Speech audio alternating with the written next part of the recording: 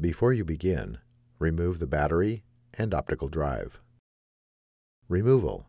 Remove the two larger rubber feet from the rear corners of the base enclosure. Remove the two smaller rubber feet from the front corners of the base enclosure.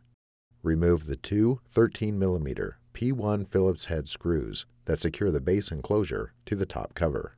Remove the 8 7mm P1 Phillips head screws that secure the base enclosure to the top cover.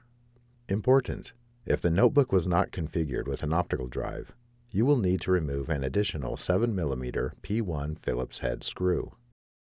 Using a non-metallic flat-bladed tool, carefully separate the edges of the base enclosure from the top cover.